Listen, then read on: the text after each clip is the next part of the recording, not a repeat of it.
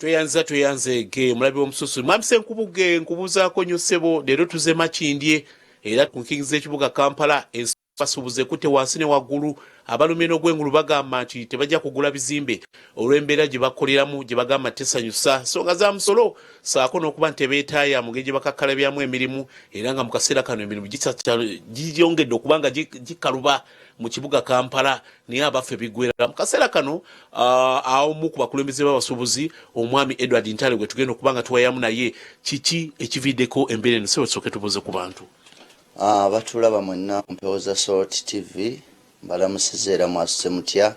basuze obi Mukama abakkirize nti asobola obbasuusa n'abafiiriddwa kitalo nnyo naye n'ebiri mu busuubuzi si birungi mu mbeera eno yonna we tuli amakya ga leero abasuubuzi abamu basuze mu kkomera olw'okuba nti balaga obutali bumativu. Ekituufu mu busuubuzi tulina ebizibu bingi ate bye tulaba tuzze tubyogerako naye nga tebiwulirwa. Kyannaku nnyo nti twakyaza omukulembeze w'eggwanga mu mwezi ndowooza alina kuza mwezi 5 ogw'omusanvu omwaka oguwedde. Twayogera ku nsonga ezaali zinyiga abantu naye ndowooza kyekisa nga situnuulidde authority gye bawa obuyinza ng'ekitongole kya URA. Ntunuulire ani atuma URA. Ng'omukulembeze tulina bye tuzze tugoberera nti nawadde gavumenti eyina enkola gyeteekawo ey'oggaba payinikiira.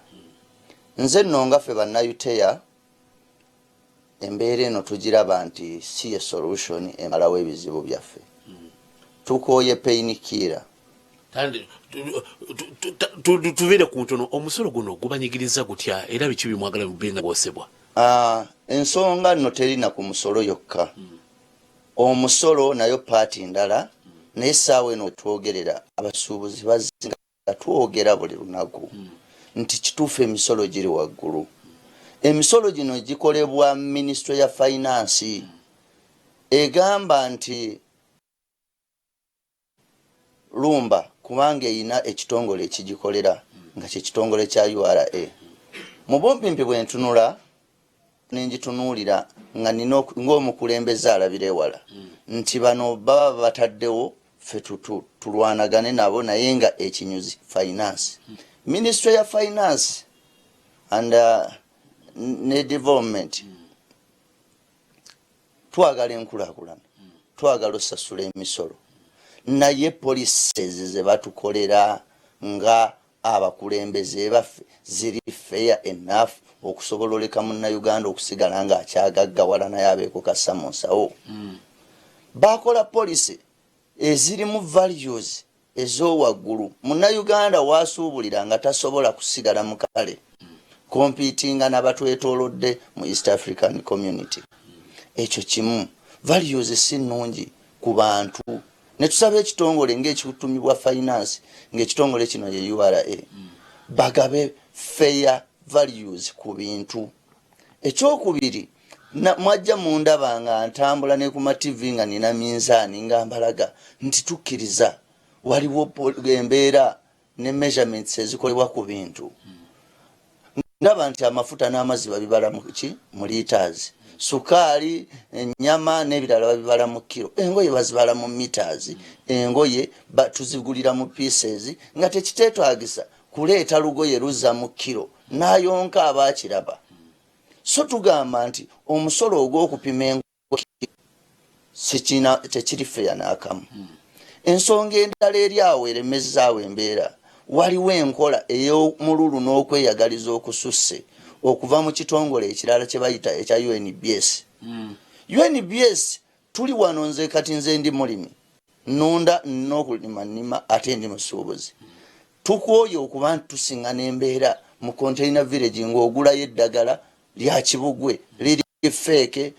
teriri ku mutindo mu bumpimpi. Nene weewuunya amaanyi bagajja ku bintu ng'ebyo ebyokulaba nti bakebera omutindo ku bintu nga tulya amadagala ge tukozesa ne bagakebera omutindo gabeere ku standard n'osinga n'eddagala eriri feke. Naye ate omuntu n'akwata amaanyi mangi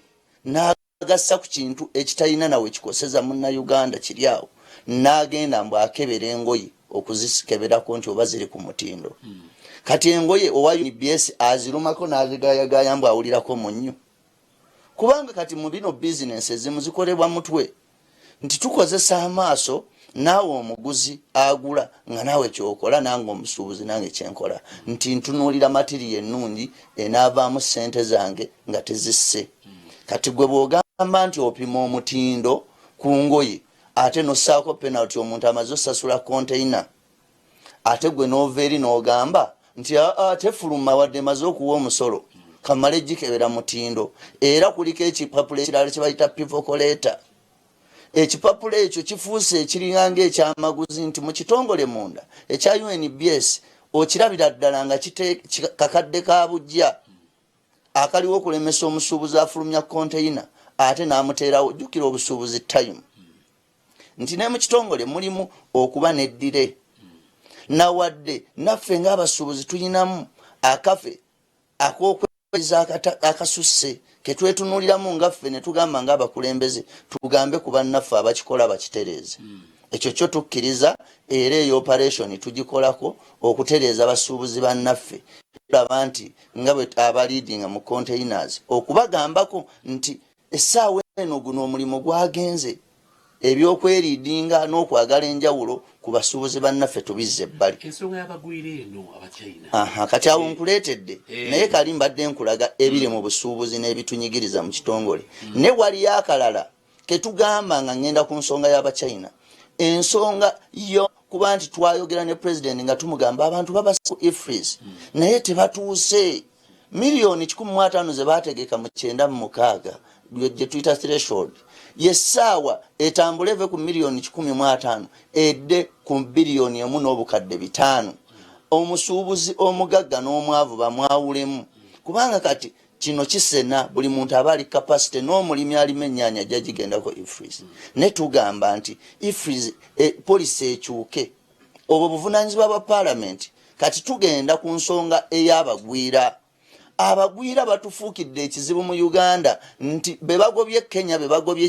Tanzania nga bwe babagobye abakola emirimu gy'abannansi ate bonna bagwera mu Uganda immigration ne internal affairs ne Uganda Investment Authority bo ne bawa obuwi ng'abachina ne babawa obuyinza obumalayo mpaka mu maduuka ng'ate emirimu gy'abannayuganda ekyo nno kitunyigiriza ng'abantu okuba nti munnayuganda takyalina mulimu gwakola era mwezi ensonga tulinayo n'ensonga ey'okutereeza etteeka lya Land Road n'omupangisa ebyonoonedde abasuubuzi essente n'okuba nga tebakyasobola kubeera mu bifo ebyo bye bakoleramu nabyo tubisaba bitereezebwe gavumenti nga gye tutunuulidde so ensonga nnyingi ze zitasobola bajjirayo wano wabula nze ngamba gavumenti eve mu kutuwa painkiller ekole solution ezimalawo obuzibu bwonna tulabike nga tutambulira mu mateeka kubanga owayuara agamba nze nkusolooleza mu tteeka ate ng'etteeka likolebwa bannayuganda bammemba ba paalamenti abatakyalumirirwa munnayuganda so ebyo bituleetedde obusungu ng'abasuubuzi naye okuteesaganya tukukkiriza era tusobole okumalawo ebizibu akadde kalabise nga katulidde owejjokolera naye ensonga eyo tugenda kuddamu ate tugigoberere mu mawulire ensinkano y'ennaku olwaleero ya prime minister n'abasuubuzi bano esuubira okuvaamu ebibala naye byonna birina kubanga bituuka kukuriziganya abantu bano bakola omulimu munene nnyo naddala okuyimiriza ebyenfuna by'eggwanga tujja kubanga ate